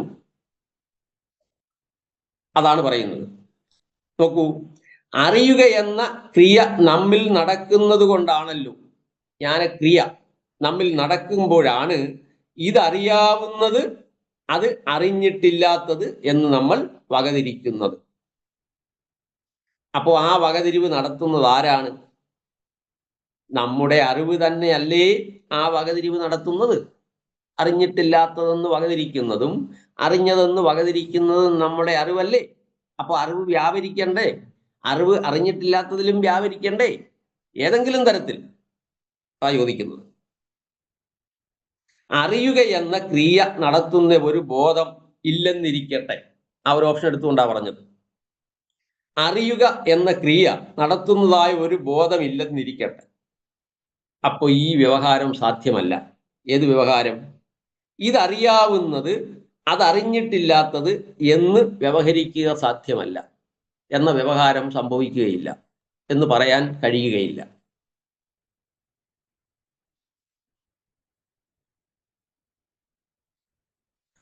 അറിയുക എന്ന പ്രവൃത്തി നടക്കാത്തപ്പോൾ അറിവിന് വിഷയമായി തീർന്നിട്ടുള്ളതോ വിഷയമായി തീരാവുന്നതോ ആയ എന്തെങ്കിലും ഒന്നുള്ളതായി അല്ലെങ്കിൽ ഉണ്ടെന്നുള്ളതും അർത്ഥമില്ലാത്തതായി തീരും.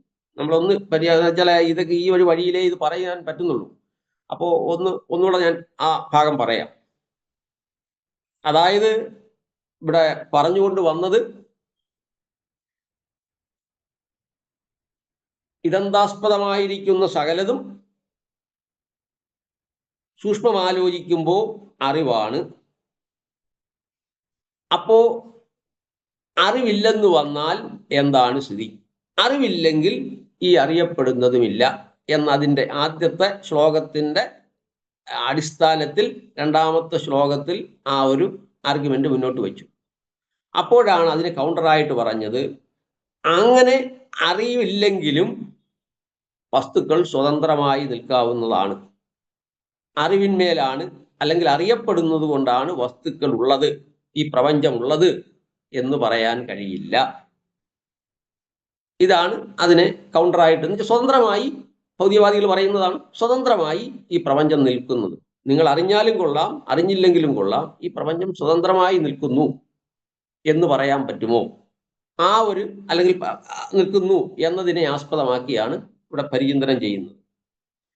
അപ്പോൾ എന്തുകൊണ്ട്? അറിവിൽ പെട്ടതുമുണ്ട്, അറിവിൽ പെടാത്തതുമുണ്ട്. ഈ പ്രപഞ്ചത്തെ ഞാൻ അറിയുന്നു എന്ന് പറയുമ്പോൾ എല്ലാം അറിഞ്ഞിട്ടാണ് അല്ലല്ലോ നമ്മൾ ഈ പ്രപഞ്ചം ഉണ്ടെന്ന് പറയുന്നത്. അപ്പോൾ അറിവിൽ പെടാത്തതുണ്ടല്ലോ. അറിവിൽ പെടാത്തത് അറിവിനെ ആശ്രയിച്ചല്ലല്ലോ നിൽക്കുന്നത്. പക്ഷെ അതില്ലേ, ഉണ്ടല്ലോ. എല്ലാം അറിഞ്ഞിട്ടാണോ, സർവജ്ഞനായിട്ടാണോ നമ്മളിത് ഇപ്പം പ്രപഞ്ചത്തെ മുഴുവൻ സൂക്ഷ്മമായി അറിഞ്ഞിട്ടാണോ ഈ പ്രപഞ്ചം ഉണ്ടെന്ന് പറയുന്നത്? പക്ഷെ നമ്മൾ വ്യവഹരിക്കുന്നുണ്ടല്ലോ. അപ്പൊ അറിയപ്പെടാത്തതിന് സ്വന്തമായി ഉണ്മയുണ്ടെന്നുള്ളത് ക്ലിയർ അല്ലേ? അറിഞ്ഞിട്ടാണ് പറയുന്നതെങ്കിൽ എന്താണ്? അറിയപ്പെട്ടതിനെ മാത്രമാണ് പറയേണ്ടത്, അറിയപ്പെടാത്തതിനെയും പറയുന്നുണ്ടല്ലോ. എന്തുകൊണ്ട്? നമ്മുടെ ഇന്ദ്രിയങ്ങൾക്ക് വളരെ പരിമിതിയുണ്ട്. കാണാനും കേൾക്കാനും മണക്കാനും രുചിക്കാനും ഒക്കെ പറയുന്ന ഇന്ദ്രിയങ്ങളുടെ വ്യവഹാര മേഖല വളരെ ചുരുക്കമാണ്, വളരെ പരിമിതമാണ്. അപ്പൊ സങ്കല്പിക്കുന്നത് പോലും അതിന്റെ പൂർവ്വ പശ്ചാത്തലമായി നിങ്ങൾക്ക് സംസ്കാരം ഉണ്ടാവണം. സംസ്കാരം അനുഭവത്തിൽ നിന്നും ഉണ്ടാകുന്നത്. ആ അനുഭവം നിങ്ങളുടെ പഞ്ചേന്ദ്രിയങ്ങളിലൂടെയാണ് ഉണ്ടാകുന്നത്. ആ പഞ്ചേന്ദ്രിയങ്ങൾക്ക് പരിമിതി ഉണ്ടെങ്കിൽ ആ സംസ്കാരത്തിന് പരിമിതിയുണ്ട്. ആ സംസ്കാരത്തിന് പരിമിതി ഉണ്ടെങ്കിൽ നിങ്ങളുടെ ഭാവനയ്ക്ക് പരിമിതിയുണ്ട്. ഇനി ചിന്തിക്കുന്നത് എന്താണ്? നിങ്ങൾ അറിയപ്പെട്ട ഒരു കാര്യത്തെ ഉറപ്പിക്കുക അല്ലാതെ പുതിയതായിട്ടൊന്നും സാധിക്കുന്നില്ലല്ലോ. ചുരുക്കത്തിൽ ഈ പഞ്ചജ്ഞാനേന്ദ്രിയങ്ങൾക്കും മനസ്സിനും ബുദ്ധിക്കും ഒക്കെ തന്നെ പരിമിതമായ മേഖലയിലേ പ്രവർത്തിക്കാൻ കഴിയുകയുള്ളൂ. പക്ഷേ നമ്മളുടെ വ്യവഹാരം എങ്ങനെയാണ്? അപ്പൊ എന്ന് വെച്ചാൽ നമ്മുടെ അറിവിന് പുറത്തൊരു വലിയ ലോകമുണ്ട്. ആ ലോകമില്ലെന്ന് പറയുന്നതിന് തുല്യമല്ലേ അറിയപ്പെടുന്നത് മാത്രമേ അറിയപ്പെടുന്നത് ആണ്, എല്ലാം അറിവാണ്, അറിയപ്പെടുന്നത് അറിവാണ്, അതുകൊണ്ട് അറിവേ ഉള്ളൂ എന്ന് പറയുന്നു. അറിയപ്പെടാത്തതൊന്നും അറിവല്ലാതൊന്നും ഇല്ല എന്ന് പറയുന്നത്. കാരണം അറിയപ്പെടുന്നത് വളരെ പരിമിതമാണ്. അപ്പൊ അതിനപ്പുറത്ത് നിൽക്കുന്നതോ അതെങ്ങനെ അറിവാകും? ഇത് ഈ ഒരു പൂർവപക്ഷത്തെ വെച്ചുകൊണ്ടാണ് പരിചിന്തനം ചെയ്യുന്നത്. സാറേ, ഇതിന്റെ ബാക്കി നാളെ പറഞ്ഞാൽ മതിയോ? അടുത്ത ക്ലാസ്സിലെ ഞാനും അത് തന്നെയാണ് മനസ്സുകൊണ്ട് ചിന്തിച്ചുകൊണ്ടിരുന്നത്. എത്രമാത്രം ഇത് വിവരണാത്മകമായ ഒരു പദ്യമോ ഒരു ശ്ലോകമോ വിവരിച്ചു തരുന്ന പോലെ അല്ല, മനസ്സുകൊണ്ടുള്ള ഒരു എക്സർസൈസാണ് നമ്മളിപ്പോൾ ചെയ്തുകൊണ്ടിരിക്കുന്നത്. ഞാൻ വളരെ സൂക്ഷ്മമായിട്ട് സാറ് പറയുന്ന ഓരോ വാക്കുകളും മനസ്സുകൊണ്ട് എഴുതിയെടുക്കാൻ കഴിയായിരുന്നെങ്കിൽ ഞാനൊരു ഫോർമുല രീതിയിൽ അത് എഴുതിയെടുക്കുമായിരുന്നു. പക്ഷേ അതിന് കഴിയുന്നില്ല. എൻ്റെ മനസ്സ് പ്രവർത്തിക്കുന്ന പോലെ കൈ നീങ്ങുന്നില്ല എന്ന് ആലോചിക്കുകയായിരുന്നു. മനസ്സ് ഇന്ദ്രിയങ്ങൾ കൊണ്ട് അറിയുന്നതിന് ഒരു പരിമിതി ഉണ്ട് എന്ന് പറഞ്ഞു. അതിനുശേഷം പറയുന്നു, അപ്പോൾ ഞാൻ ചിന്തിച്ചു, മനസ്സിന് അതിനും കൂടുതലായിട്ട് പ്രവർത്തിക്കാനായിട്ട് കഴിയുമല്ലോ. ഈ ഇന്ദ്രിയങ്ങളെയെല്ലാം നിയന്ത്രിക്കാൻ കഴിവുള്ള, അല്ലെങ്കിൽ ഇന്ദ്രിയങ്ങൾ നൽകുന്ന സംജ്ഞകൾ അനുസരിച്ച് അതിനെ സംയോജിപ്പിക്കാനോ, അതല്ല ഇപ്പോൾ തന്നെ എനിക്ക് ഒരു ഉദാഹരണമായിട്ട് പറയുകയാണെങ്കിൽ, ഞാൻ ഇവിടെ ഇരുന്നിപ്പോൾ സാറ് അങ്ങ് അകലെ കേരളത്തിലിരുന്ന് സംസാരിക്കുമ്പോൾ അവിടെ ഇപ്പോൾ ഒരുപക്ഷെ മഴയുണ്ടായിരിക്കാം, ഇടിമിന്നലുണ്ടായിരിക്കാം ഇതെല്ലാം ഒരു അനുഭവം, പൂർവ്വ അനുഭവം ഉള്ളത് കൊണ്ട് മാത്രമല്ലേ എനിക്ക് പറയാൻ കഴിയുന്നത്. അനുഭവം ഇല്ലാത്ത ഒരു കാര്യത്തെപ്പറ്റി എനിക്ക് മനസ്സ് ചിന്തിക്കാൻ കഴിയുന്നോ? ശാസ്ത്രീയമായിട്ട് ചിന്തിക്കുമ്പോൾ ഗ്രാവിറ്റേഷൻ, ന്യൂട്ടന് എങ്ങനെ ആ പരീക്ഷണം നടത്താൻ കഴിഞ്ഞു? ആപ്പിൾ പഴം ഞെട്ടിട്ട് വീണ ആ അനുഭവം ഉണ്ടായതിനു ശേഷമല്ലേ ആ തിയറി കണ്ടുപിടിക്കാനായിട്ട് കഴിഞ്ഞത്. അപ്പോൾ പുതിയ പരീക്ഷണങ്ങളെല്ലാം തന്നെ എങ്ങനെ നടക്കുന്നു എന്നുള്ളത് ഒരു എന്തെങ്കിലും പുതുതായിട്ട് നമുക്ക് ചെയ്യാനായിട്ട് ഒരു പൂർവാനുഭവം ഇല്ലാതെ മറ്റ് പുതുതായിട്ട് നമുക്ക് എന്തെങ്കിലും കണ്ടെത്താനായിട്ട് കഴിയുന്നുണ്ടോ എന്നുള്ള ഒരു സമസ്യയിലേക്ക് മനസ്സെത്തിച്ചേരുന്നു. അപ്പോൾ ഇതിനെല്ലാം നമുക്ക് സാക്ഷിയായിട്ടുള്ളത് നമ്മളെ ഈ അറിവ് മാത്രമാണ്. അറിവില്ലെങ്കിൽ മറ്റെല്ലാം ശൂന്യമായിട്ടുള്ള ശൂന്യത, ആ ഒരു സ്ഥിതിയിലേക്ക് എത്തിച്ചേരുകയാണ്. അടുത്ത ശ്ലോകം തീർച്ചയായിട്ടും അടുത്ത ദിവസം മതി. ഒരു ശ്ലോകത്തിൽ കൂടുതൽ നമുക്ക് ഇതിനെ വ്യാഖ്യാനിച്ച് നമ്മൾ യുക്തിയുക്തമായിട്ട് പറഞ്ഞു പോകാനായിട്ട് കഴിയുമെന്ന് തോന്നുന്നില്ല. മറ്റ് സംശയങ്ങളും ഈ ശ്രോതാക്കൾക്ക് കാണാം, ചോദ്യങ്ങൾ ചോദിക്കാം. അതിലൂടെ നമുക്ക് കൂടുതൽ മനസ്സിലാക്കാനായിട്ട് കഴിയുകയുള്ളൂ, പ്രാപ്തരാകുകയുള്ളൂ. വളരെ നേരത്തെ പറഞ്ഞ പോലെ വളരെ ലഘുവായ കൃതിയാണെങ്കിലും വളരെ ഒരേ പദങ്ങൾ തന്നെ വീണ്ടും വീണ്ടും ആവർത്തിച്ച് ഒരു സ്വാമി സ്വയം തന്നെ പ്രശ്നങ്ങളെ സൃഷ്ടിച്ച് അതെങ്ങനെ സോൾവ് ചെയ്യാൻ, എങ്ങനെ നിർദ്ധാരണം ചെയ്യാൻ കഴിയുന്നു എന്ന് മനസ്സിലാക്കി തരികയാണ് അറിവിലൂടെ. മറ്റുള്ള അഭിപ്രായങ്ങൾ എന്തെങ്കിലും ചോദിക്കാവുന്നതാണ്.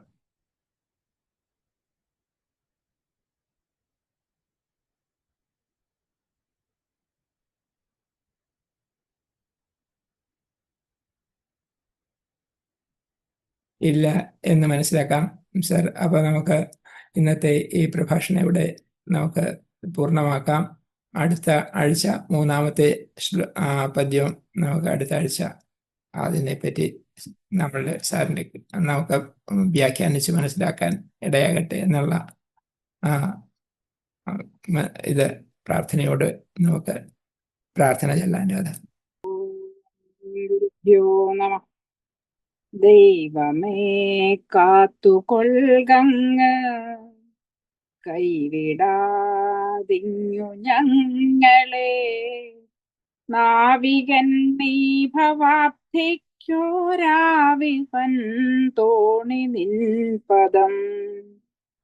ഒന്നൊന്നായി എണ്ണി എണ്ണി തൊട്ടെണ്ണും പൊരുളൊടുങ്ങിയാൽ നിന്നിടും ദൃക്കുപോലുള്ളം നിന്നില സ്പന്ദമാകണം. അന്നവസ്ത്രാദി മുട്ടാതെ തന്നു രക്ഷിച്ചു ഞങ്ങളെ. ധന്യരാക്കുന്ന നീ ഒന്നു തന്നെ ഞങ്ങൾക്ക് തമ്പുരാൻ. ആഴിയും തിരയും കാറ്റും ആഴവും പോലെ ഞങ്ങളും, മായയും നിൻ മഹിമയും നീയുമെന്നുള്ളിലാകണം. നീയല്ലോ സൃഷ്ടിയും സൃഷ്ടാവായതും സൃഷ്ടിജാലവും. നീയല്ലോ ദൈവമേ സൃഷ്ടിക്കുള്ള സാമഗ്രിയായതും. നീയല്ലോ മായയും മായാവി ഭാവിയും മായാവിനോദനും നീയല്ലോ മായയെ നീക്കി സായുജ്യം നൽകുമാര്യനും. നീ സത്യം ജ്ഞാനമാനന്ദം നീ തന്നെ വർത്തമാനവും ഭൂതവും ഭാവിയും വേറല്ലോതും മൊഴിയുമോർക്കിൽ നീ. അകവും പുറവും തിങ്ങും മഹിമാവാർന്ന നിൻപദം പുകഴ്ത്തുന്നു ഞങ്ങളങ്ങ്. ഭഗവാനെ ജയിക്കുക ജയിക്കുക മഹാദേവ ദീനാവന പരായണ. ജയിക്കുക ചിദാനന്ദ ക്രിയാസിന്ധോ ജയിക്കുക. ആഴമേറും നിൻ മഹസ്സും ആഴിയിൽ ഞങ്ങളാകവേ ആഴണം വാഴണം നിത്യം വാഴണം വാഴണം സുഖം. ആഴമേറും നിൻ മഹസ്സാമാഴിയിൽ ഞങ്ങളാകവേ ആഴണം വാഴണം നിത്യം വാഴണം വാഴണം സുഖം. രാജായ നമഃ. ഓം ഗുരുഭ്യോ നമഃ. മനോബുദ്ധ്യഹങ്കാര ചിത്താനിനാഹം ന ച ശ്രോത്രജിഹ്വേ ന ചക്രാണനേത്രേ ന ച വ്യോമഭൂമിർന തേജോ ന വായു ചിദാനന്ദരൂപ ശിവോഹം ശിവോഹം. ചിദാനന്ദരൂപ ശിവോഹം ശിവോഹം. ന ച പ്രാണസപ്നോ ന വൈ പഞ്ചവായു ന വാ സപ്തധാതുർന വാ പഞ്ചകോശ ന വാക്പാണിപാദം ന ചോപസ്ഥവായു ചിദാനന്ദരൂപ ശിവോഹം ശിവോഹം. ചിദാനന്ദരൂപ ശിവോഹം ശിവോഹം. ന മേ ദ്വേഷരാഗൗ ന മേ ലോഭമോഹൗ മദോ നൈവ മേ നൈവ മാത്സര്യഭാവ. ന ധർമ്മോ ന ചാർത്ഥോ ന കാമോ ന മോക്ഷ ചിദാനന്ദരൂപ ശിവോഹം ശിവോഹം. ചിദാനന്ദരൂപ ശിവോഹം ശിവോഹം. ന പുണ്യം ന പാപം ന സൗഖ്യം ന ദുഃഖം ന മന്ത്രോ ന തീർത്ഥം ന വേദാന യജ്ഞ. അഹം ഭോജനം നൈവ ഭോജ്യം ന ഭോക്ത ചിദാനന്ദരൂപ ശിവോഹം ശിവോഹം. ചിദാനന്ദരൂപ ശിവോഹം ശിവോഹം. ന മൃത്യുർന ശങ്ക ന മേ ജാതിഭേദ പിതാ നൈവ മേ നൈവ മാതാ ച ജന്മ. ന ബന്ധുർന മിത്രം ഗുരുർനൈവ ശിഷ്യ ചിദാനന്ദരൂപ ശിവോഹം ശിവോഹം. ചിദാനന്ദരൂപ ശിവോഹം ശിവോഹം. അഹം നിർവികൽപോ നിരാകാരരൂപോ വിഭുത്താച്ച സർവത്ര സർവേന്ദ്രിയാണാം ന ചാസംഗതം നൈവ ഭുക്തിർന മേയ ചിദാനന്ദരൂപ ശിവോഹം ശിവോഹം. ചിദാനന്ദരൂപ ശിവോഹം ശിവോഹം. ചിദാനന്ദരൂപ ശിവോഹം ശിവോഹം. ഓം വിദ്യാധിരാജായ നമഃ. ഓം ഗുരുഭ്യോ നമഃ.